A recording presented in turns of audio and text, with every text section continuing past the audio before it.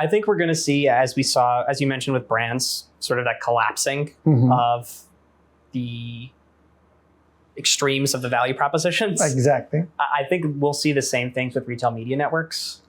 I know we just said that first-party data is very special. I'm going to now say the opposite. First-party data is not that special.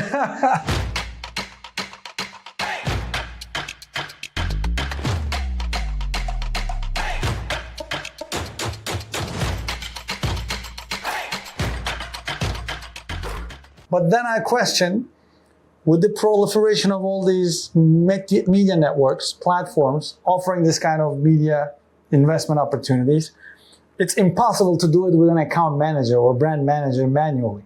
So it begs the support and scale of AI. I mean, in its simplest terms, right? Where do you see AI playing into this? Of course, trade desks of the world or holdcos of the world, they bring a lot of AI power.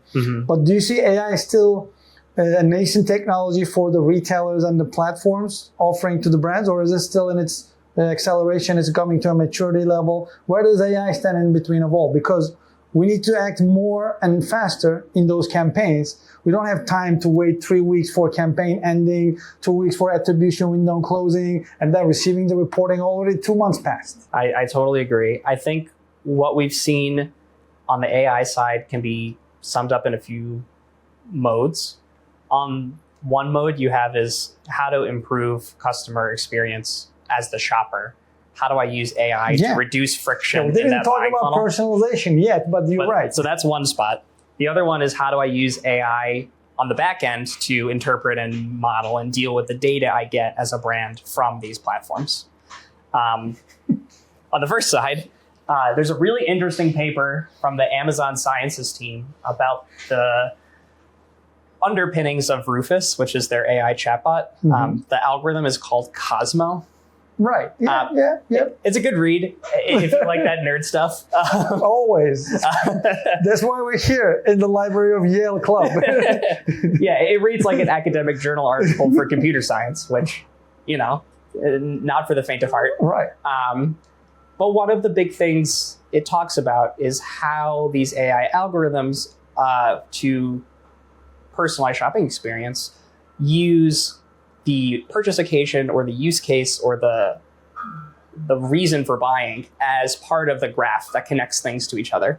So if I'm having a barbecue at my house and I buy a 12-pack of burgers from my supermarket, it will realize that purchase is for a barbecue and suggests to me red Solo cups and ketchup and charcoal. Yeah. Right. It will link together those items not based on similar categories, but based on what it's for and what the use case is. Correct. And build that model to help shoppers build their basket in a more concise way. No, that's a good example. And I'm looking forward to also seeing more audience building capabilities, more basket growing personalization capabilities, and hopefully we will have more data clean rooms. We can come to that, but this is one of my wishes. Yeah. But now you mentioned another good example, an execution on the chatbot component. So chatbot has been around 7-8 years, even before AI became a thing, right? It was running on ML models or decision trees in the back end for folks who's familiar with some data science terminology. But now with the development of AI-driven, AI-powered chatbots, do you feel like it's the peak, it's the paradigm today, or there's still more to build or even surpass? I think there's definitely more to build. In my mind, the AI chatbot is giving you a Ferrari, but no map. And you have to drive it yourself. That's a good analogy, yeah. Right? The onus is on you as the user to ask good questions. It feels like the Al Pacino in The Scent of a Woman scene. Getting instructions from your shotgun man. Okay. Right, exactly. It's like the utility of chatbots are very much dependent on the skill of the question asker and the user, rather than the skill of the chatbot itself. Right. Which I think when we think about how do we make AI more useful in people's lives, from a SaaS perspective, chatbot can't be the end, because not all of your users are experts and know all the best questions to ask. You have to help them along that journey, rather than just saying, I can answer any question, but you have to tell me like a genie what you wish for. 100%. And I see as we get into the Web 3.0 era, I'm a big believer and waiting it to happen, the contextual shopping experience, like our browser talking to us before we even start a query or before we even start a conversation. Hey, Jack, good morning. It's Friday. It's your typical, 5K prep day. Do you need some nutrient protein shake before you start your day? So I want the technology on our browsers or our smart devices to start the conversations with us before we even start a query, anything. Right. That's the best contextual shopping experience, and AI can deliver it to us. I hope. I think so too. Expecting to see it too. I think the way to think about AI is much more about how do I treat it like an ambient force in my life or in my experience that works in the background all the time. Exactly. I think also, like, when we think about AI, we need to start thinking about it more as an employee that knows how to do tasks rather than a golden retriever that comes when called. Okay, yes. Right? Yeah. Like, if you were to hire a junior employee, over time, they know what you want and do it without asking. But right now, chatbots don't allow for that. We've seen some shifts. I think they're going to become more advanced towards agentic systems where the AI can solve a problem end to end by itself. Personally, I think in our space, there are a few things where fully agentic systems are ready. I think brands still need this level of control and human in the loop ability for a lot of things. But it requires collaboration with the retailer, marketplace, and aggregator partners, For sure. allowing brands to bring this data at scale. For sure. Because at the moment, from my personal point of view, there is still opportunity and money to be made from the first-party data on the retailer side. So I feel like there is a deliberate barrier for brands to bring their full-scale data into the equation. That's my humble observation. But you open another conversation topic now. With this AI personalization and the shopping experience, the way I described contextualized shopping in Web 3.0, aren't we risking the demise of static shelf data or static shelf data scraping? I would say we're starting down that path already. Okay. So Amazon a few months ago announced two big announcements. One is they're allowing audience targeting for all search ads, basically. Right. So if you are a bot, you don't have an audience persona, and therefore you're not getting served a representative sample of ads on Amazon, which is a tough one for someone who sells that data. How do you adapt? The second one would be Amazon also has announced that they're, last year at Accelerate, that they're changing product titles and product descriptions, not totally rewriting them, but just moving the word order around to adjust for what the customer had typed in, to mirror the language in the search query back to them in the title. So you don't have a static title in your product. No. Right? And to build on that, Perplexity, Claude, of course also OpenAI, they started implementing product recommendations from retailers, PDPs, into your AI chatbot search query. Right. So you don't get to see PDP anymore, or you don't get to see marketplace category page anymore. You're being linked to the direct one SKU PDP from your AI chatbot search query. So again, all these digital shelf variables and attributes are somehow diversifying and getting out of the loop, getting harder to scrape. That brings another important component to the topic, in my opinion. Where are you going to get the data? The brands. How are they going to get their hands on the data to be able to make meaningful interpretation of this scaling ecosystem? Yeah. What are your thoughts on that? Super good question. I think there are a few ways. One will be directly from the retailer through some sort of first-party data sharing, probably a data clean room. The second will be working with a digital shelf provider who's figured out how to inhabit this persona and knows how to prompt ChatGPT in a way that's repeatable and assume different shopper personas to get unique results based on what that shopper has previously purchased, or so on and so forth. The third one would probably be what's old is new again. And we start thinking about panels. Right. Or clickstream data as a place to go. I think we are not there yet. I think when we think about the crossing the chasm diagram, we're still very much in the early stages of widespread adoption of these types of use cases. But I think we will get there faster than you think. It's right. Longer than 6 months, but less than 5 years. Okay, here's a funny thought, and I'll be very vulnerable asking this question. In the traditional sense of commerce, online commerce, digital commerce, omnichannel commerce, retailer has the upper hand to describe the shopping experience for the consumer or individuals like us. Do you see the lever is moving towards brands to have more control in this personalization game, or still retailers have the upper hand and they will maintain the level for foreseeable future? So I think in an ideal world, a brand has the upper hand. I think they need to take some concrete steps to get it, though. Okay, yes. What concrete steps? One is investing heavily in building your own first-party data asset. Great. About knowledge about your shoppers that any one retailer doesn't have. Right. So that you can drive the best experience for your brand shoppers wherever they may shop. The second would be really strong relationships with those intermediaries. I think as we move towards these AI chatbot systems to do shopping for you, retailer loyalty will disappear slowly over time. Oh, you expect it? So I think maybe not to zero, but less.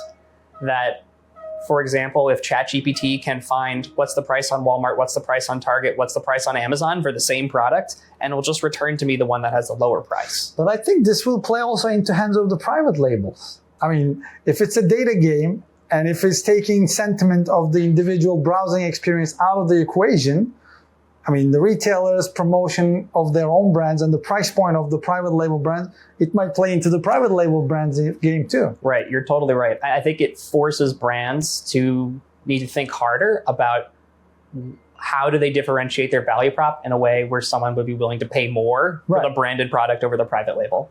I mean, on the other hand, on the other end of the spectrum, there's a strong opportunity for brands to build upon their brand loyalty, because new generations, starting from late millennials, Gen Z, Gen Alpha, they're more personalizing themselves and characterizing their lifestyle with the brands they consume. Right. I mean, it's much stronger than boomers and Gen X, etc. So I think both ends of the spectrum will grow. So there won't be much middle player in the center anymore, I guess. No, I think it's going to flatten the competitive set. So we're going to have a U shape, consumer behavior either against people AI. who are extremely brand loyal and they ask for that brand specifically, or people that are just price rely on data algorithms to save extra bucks and get the best loyalty rewards from their retailers and everything. Right, exactly. I think if you're an emerging brand, the traditional ways of getting noticed, which are getting really good digital shelf content, throwing some money into top of search ads on the retailer,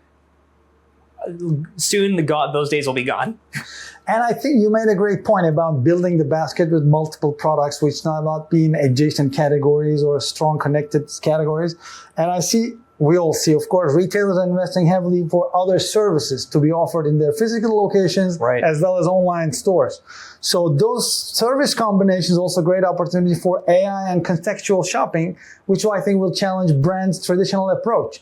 Because now suddenly you're buying your food from Walmart and you're getting prescription recommendation to get your reading glasses. Right. And on top of that, you're getting your airport shuttle service if you're shopping for, marathon to run in Boston, and if you're traveling from San Diego. So these kind of add-on cross-sell opportunities promoted by retailers with AI algorithms building the cart is, again, double-edged sword for brands. Whether I can be in that game and offer some of my products into this recommendation, or I'm going to be left out, the time will tell. I'm curious to see how they're going to play into this, because it's a part of digital experience. I think also the delivery apps have a very strong place to play in that super app space. There are maybe two ways you could do it.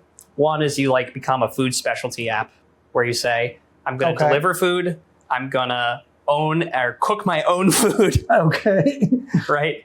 And I'm going to build my recipe library. I'm going to build my own recipe library and produce it. If I were a delivery app that sold food and I just said, hey, I'm going to start opening dark kitchens is one way to go vertical in that value chain. And I'm going to start my own cooking show on live streaming. Right. Okay. Right. That's one way. You go vertical, where you basically buy your suppliers out backwards until you get to the end. Deep growth, yes. Deep. The other way is what Uber does, and you go lateral. Yeah, go and I can order food, I can rent a car, I can get a driver, I can do whatever, all in this one app, which is I use the same infrastructure to deliver anything, rather than I'm focusing on one specific vertical and going to ground on the supply chain. So from your personal experience, now the day you spend in Packview working with multiple retailers and you're doing something similar at Shalion, working with CPGs and also retailers, do you expect any big disruption in the next couple of years, or do you expect more normalization and dust settling down until people and companies feel bolder to go after big innovation, big disruption? I think we're going to see, as we saw, as you mentioned with brands, sort of that collapsing of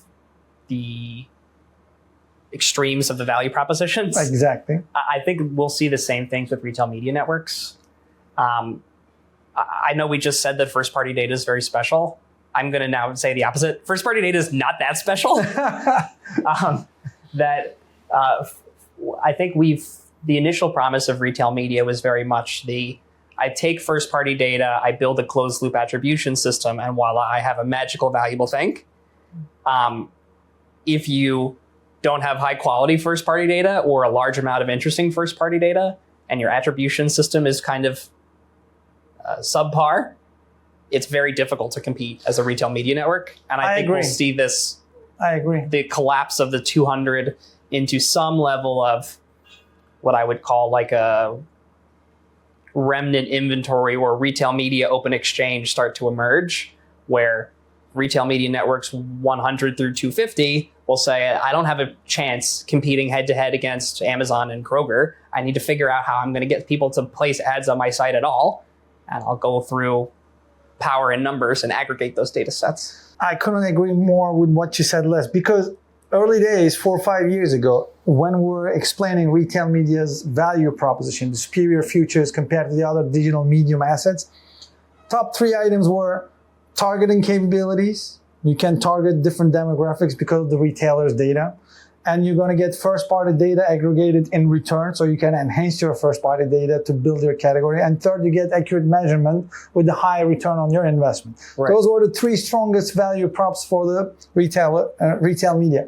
But in connection with what you just said, I would expect to see more data clean rooms coming into play. 100%. Because how would you be able to benefit from the retailer's first-party data and combining it with your own first-party data, connecting the CDP, etc.? Why do you think there's not a number of data clean rooms coming into the scene? There are a few. I think clean room adoption has been slow because the clean room user and the clean room buyer are 2 different people. Right. The person who benefits most from the clean room's output they're all different types of persona. When I was doing a lot of work with clean rooms, what I found was the clean room user is a very technical person, because most clean rooms, you interact with them by writing code. You engage with them by writing Python. It's a little or SQL. labor intensive. It's a technical job to extract that insight. The business user who benefits from that typically can't do that work themselves. No. So part of it is like a usability challenge in clean rooms of, I don't really understand as a business user how to extract this value. The second one is, it's the same challenge as chatbots, which is if I give you 10 tables with 100 columns each and a dictionary, you have to then come up with the use cases all from scratch. And I think we put all that labor onto our brand partners to say, here's a bunch of data, you figure out how to make it valuable, which frankly, like, they have enough other things to do in their life to spend reading through a data dictionary to figure out how to make this work. Let's try to make the life easier for the CPG users and the media teams, brand teams, sales teams. You're bringing digital shelf data for the traditional omnichannel retailers and marketplaces, and also you have a niche and strength in food service aggregators, quick QSRs, food delivery, last mile delivery. If I were sitting in a director of e-commerce role for a food and beverage brand, how would I most benefit across my cross-functional team members from the combination of my digital shelf data, retail media, performance measurement, and the first-party data that I can get from my retailers? What is your best case scenario? Yeah, maybe I'll give you some examples of some use cases that are relatively simple to execute, but very powerful. So one example can be about promotions. In Amazon's data clean room, Amazon Marketing Cloud, promotions is not something that are readily available in the data set. From a digital shelf perspective, we have that data. We know when you've been on promo, what's your promotion type, what's the discount amount, and when your competitors have been on promotion, and how visible they are when they're promoting, so on and so forth. But if you were able to say, I'm brand A, when my top competitor is on promotion, how do people shop my brand? Does my conversion rate plummet? That would give you a lot of knowledge as the director of ecom to say, when I see this brand have a promotion, I need to run a parallel promotion or else my sales are going to tank.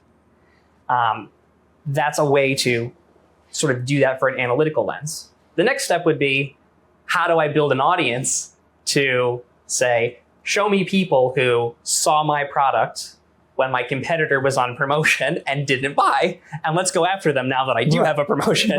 How I can target this. First, define the audience and target the audience. Right, exactly. Very simple, but an actionable example on how you would take digital shelf data, merge it with your first-party clean room asset, and lock those two things together to build an insight you couldn't generate from either of them. And ideally get a measurement in the real time. Right, that says, hey, when you show people these ads, you show the right people these ads at the right time, you generate incremental return. Now, this is a today use case, but I want you to bring out your Palantir, crystal ball, Turkish coffee mug, whichever you count on for your fortune telling, okay? What do you see in 2030 at the intersection of digital shelf, retail media, and first-party data? What do you see as a professional, as your expectations? And from a personal point of view, what Jack wants to see? So I think what I want to see is brands being very aggressive about taking ownership of their own data stack. I think when we... Aren't they? I think they are, but not as fast as I would like. Okay. When I look at a lot of SaaS vendors in the space, I think I use a model that I think about as like hub and spoke. Yes. Or a concept that our chief data officer, Alejo, uses all the time, which is the concept of data gravity. Who has the right to have the most data? Like, who is the person that's going to, or entity that's going to have the most data at the end of the day and be able to use it effectively? In my mind, the only winner that will emerge is the brand. Yeah. And I think we are seeing every other partner in that space pull away and saying, no, I'm the retailer. I should have the locus of data. Yeah, that's what I was or trying I'm to the tell. SaaS vendor and I should have the locus of data. I don't think that's where we end up at the end of this. No. So what I think brands should be asking for their partners is, how do you interoperate into my stack? How are you part of the puzzle I'm building in an easy to use way? And how do you enable me to leverage advanced capabilities I can't or won't build on my own, whether that's semantic AI that can go into your database and make sense of it and help you extract insights, but deployed within your own instance? I think that's where we're going to go. I think the days in which you log into your SaaS vendor to gain value from them are going to be over soon. I also feel this wave coming too. Brands are taking strong initiative to build this capability. Some of them are already leading and making noise. Some of them are building in the quiet corners. But I also expect to see brands being louder and bolder in building these experiences. But any disruption, any surprise on your radar?